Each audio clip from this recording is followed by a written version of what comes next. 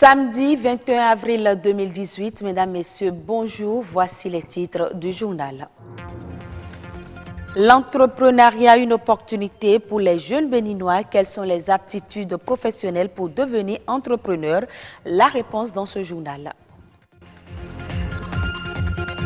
Se laver les mains, une obligation pour éviter les maladies, une pratique imposée désormais dans les écoles. Objectif, apprendre les bonnes manières à ses enfants. Ils sont obligés de parcourir des distances sous la pluie et le soleil afin de gagner leur vie. Les conducteurs de taxi-moto s'exposent ainsi à des maladies. Comment se soignent-ils? Leurs avis dans son instant.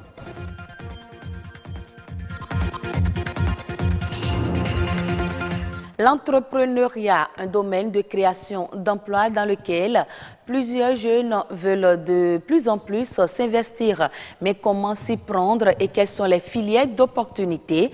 Devenir entrepreneur nécessite quelles aptitudes professionnelles? Autant de questions abordées dans ce reportage réalisé par Istine Bouraïma et Patrick Adjagboudjou. Des jeunes diplômés sortis des universités, le Bénin en compte par vagues de milliers chaque année. Sur le marché du travail, certains s'orientent vers l'entrepreneuriat, mais peinent à faire le choix des filières d'opportunités. Nous sommes actuellement à l'étape de l'économie numérique. À cette étape-là, les jeunes doivent vraiment s'investir là-dedans, parce que l'économie numérique a son mot à dire dans le développement économique des États. Ce qui manque à l'Africain, c'est se nourrir à partir des produits fabriqués par eux-mêmes. Donc nous cultivons, mais nous ne transformons pas. Jusqu'à l'heure où nous parlons, la vallée de l'Ouémé est restée là, inactive. Personne n'y pense. Pour grandir et rester présent dans le temps sur le marché du travail, le jeune entrepreneur a besoin d'une formation en management et gestion de l'entreprise. Pour aider les jeunes à se prendre eux-mêmes en charge, c'est lancer des marchés de formation.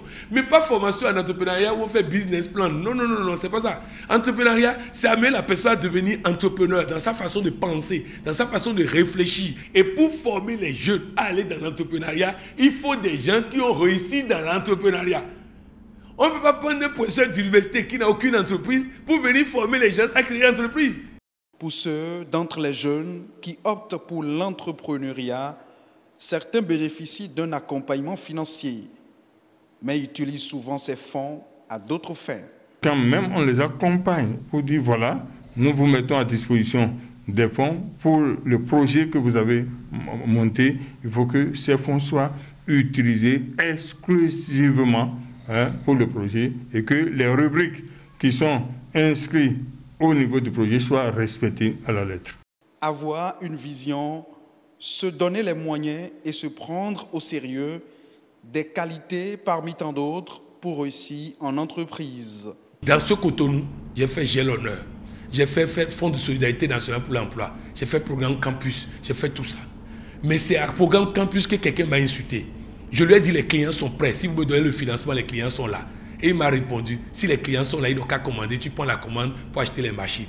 Il pensait me contenter avec ça, j'ai appliqué ce qu'il a dit et j'ai démarré l'entreprise sans financement. C'est au Bénin ici qu'on a inventé l'entreprise sans financement. Aujourd'hui, dans beaucoup de pays, c'est utilisé. Je voudrais dire à tous les jeunes qui m'écoutent, je suis jeune.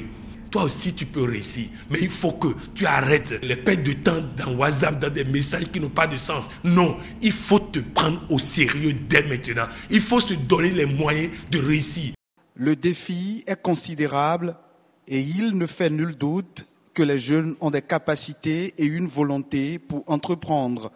Chaque génération est le produit de son époque et il serait bénéfique d'inciter les jeunes vers l'entrepreneuriat afin qu'ils puissent participer à la croissance économique.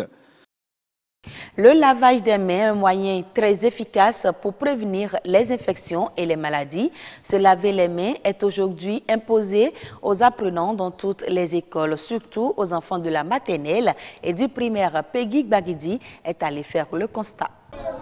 Se laver les mains, un geste simple, banal, mais pourtant très important pour garantir une bonne hygiène. Le lavage des mains est un geste simple qui consiste à se nettoyer les mains avec de l'eau et du savon. Alors il faut savoir que c'est un geste très important en ce sens que ce geste nous protège et protège les sujets contacts, c'est-à-dire notre entourage, contre les infections à transmission manuportée. 5000 enfants de moins de 5 ans meurent chaque année dans le monde des maladies diarrhéiques selon l'Organisation mondiale de la santé. Pour changer la donne, dans la plupart des écoles, de la maternelle au primaire, le lavage des mains est obligatoire.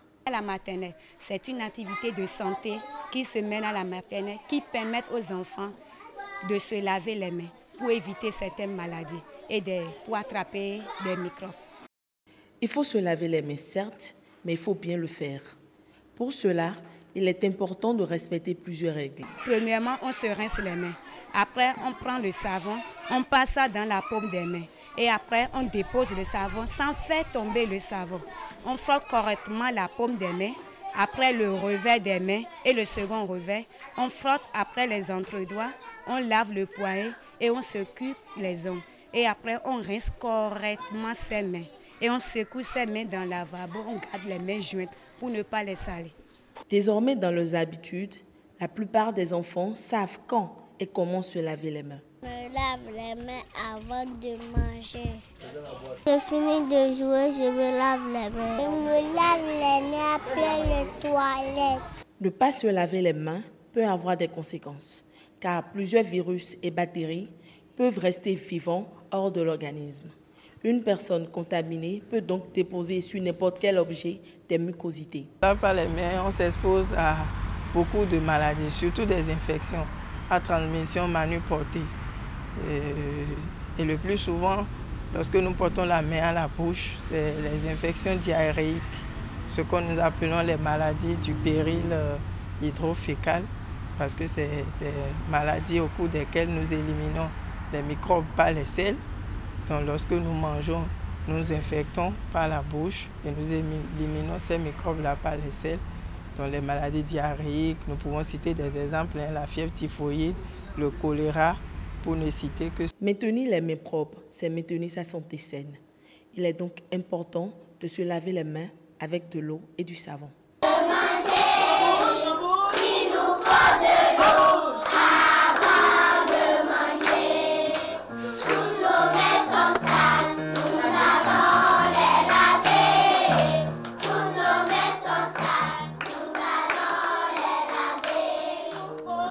Je l'annonçais dans les titres, les conducteurs de taxi-moto bravent la pluie et le beau temps pour gagner leur vie. Un métier qui a ses exigences et qui les expose à toutes sortes de maladies. Comment ces étudiants entretiennent leur santé au jour le jour? Une équipe est descendue sur le terrain pour recueillir leurs avis.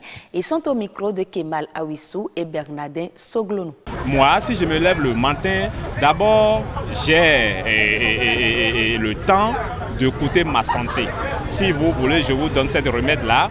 Vous levez le matin, si vous êtes dormi au lit ou même sur votre natte, vous vous levez sur les deux pieds comme ça. Avant de bouger, vous devez faire au moins 2 minutes debout pour réanimer votre santé, pour écouter votre santé. S'il y a une anomalie, rapidement vous allez le constater. Et après ça, à midi, je me couche. Que qu'en soient les problèmes que j'ai, à midi, je dors et à 15 h, je reprends. Avant de sortir à la maison, les propositions, les mesures que moi je prends avant de rentrer en ville. Quand je me lève à 6 h du matin parce que un bon zen doit sortir à la maison à 6 h du matin. En sortant, je vais me contrôler pour voir si mes maillots ou bien l'habit que je vais porter sont propres d'abord. Après ça, je prends mon casque parce que pour éviter des accidents, je n'oublie pas mon casque à la maison. C'est ça la première des choses d'abord avant de sortir à la maison. Après ça, si je rentre en ville, jusqu'à midi comme ça, je me retourne à la maison pour me laver, se reposer un peu, pour au moins dormir au moins à 15 minutes avant de rentrer à 15 h comme ça. Parce que quand dans la journée tu ne dors pas, c'est pas normal. En dormant aussi, c'est un médicament pour la santé aussi. Jusqu'au soir à 19 h, Surtout, je suis encore à la maison. Et en revenant à la maison, des fois, je prends des tisanes pour ma santé aussi, des tisanes et les comprimés aussi, pour être en bonne santé. Tout d'abord, la précaution que je me prends, moi, j'ai souvent porté les lunettes pour les poussières ne rentrent pas dans mes yeux. Je porte des lunettes. Pour les précautions de la voie, d'abord, vous savez, les fabricants de motos, ceux qui ont fabriqué les motos, il y a 1 kilogramme qui a été donné pour les motos. Aujourd'hui, il y a parfois, moi-même j'ai l'habitude de le faire, c'est pas que je ne le faisais pas. Et afin de prendre les 2 personnes derrière, c'est pas bien. Parce que vous voyez, c'est que les amortisseurs des motos qui sont venus chez nous en Afrique, que quand soit cette moto, les amortisseurs sont fabriqués pour 1 kilo donné. Si vous dépassez les kilos, supposons que vous prenez 2 personnes, déjà vous avez dépassé les kilos, là vous avez problème de colonne verticale. Lorsqu'il est derrière là, tout le temps vous aurez de ce problème-là, sans le savoir. Et vous allez croire que ce sont les pavés ou les trous qui ont fait que vous avez ce problème-là. Non. Souvent, je vois les EM prendre 3 ciments, 4 ciments. Si vous prenez 3 ciments, ça fait déjà 150 tonnes. Non, mais quand même, c'est grave. Je ne prends pas 2 personnes, moi. Non. Parce que le blanc n'a pas fabriqué la moto pour transporter 2 personnes. Déjà, quand tu transportes 2 personnes, vous êtes déjà dans l'insécurité. Moi, je ne prends jamais 2 personnes. Si je sors parfois à 7 h de chez moi, déjà à midi, c'est une pause. Et après 15 h, je continue. À 20 h, je suis à la maison. Donc, si je calcule, c'est à peine 3 h fois 2. 3 h. Et 3 h encore d'écart. Et je reprends. Parce que rouler toute une journée, c'est grave pour la santé. C'est pas bien pour notre santé. Donc, je vais profiter de votre micro pour inviter tous les amis ZIM. Et il est vrai, nous avons tout un problème et c'est ça qui a fait que nous sommes dans ZIM. Mais je les invite à beaucoup écouter les santé. Au Niger, Télécom a officiellement lancé ses activités commerciales. Cette semaine, la nouvelle société publique est née de la fusion de la société nigérienne des télécommunications et de la société sahélienne de communication. En fusionnant Sonitel et Sahelcom, le gouvernement nigérien visait comme objectif la mutualisation des ressources techniques, financières et sociales afin d'assurer une gestion optimale et rationnelle des ressources des 2 sociétés. Niger Télécom est doté d'un capital initial de 23,5 milliards de francs CFA. Elle livrera bataille contre Airtel Niger, doté de près de 4 millions d'abonnés, Move et Maroc Télécom et Orange Niger.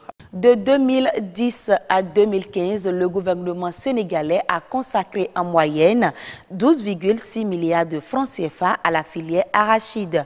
Ce montant représente 50% des investissements publics agricoles sur cette période. C'est ce que révèle la Banque mondiale dans son rapport sur la mise à jour de l'économie du pays. Selon l'institution, cette enveloppe représente le double du montant dédié au riz et le sextuple de celui alloué aux produits halieutiques. Elle a été principalement répartie sous forme de subventions au prix des semences, des engrais et de soutien aux huiliers. Au Sénégal, la filière arachide emploie les 2 tiers de la population rurale et joue un rôle important dans la sécurité alimentaire de par sa forte consommation au niveau local. En Angleterre, la reine Elisabeth II souffle une bougie de plus ce samedi. Le monarque constitutionnel fête aujourd'hui 21 avril 2018 son 92e anniversaire.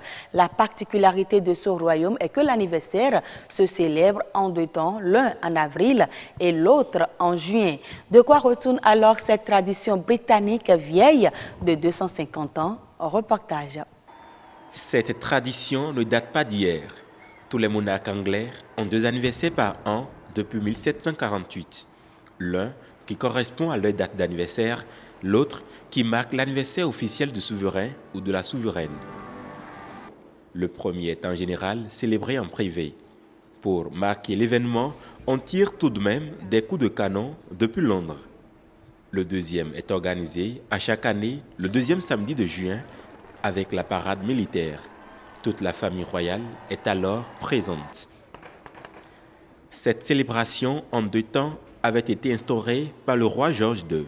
Ce souverain est né en novembre et chaque année, le mauvais temps était au rendez-vous pour son anniversaire.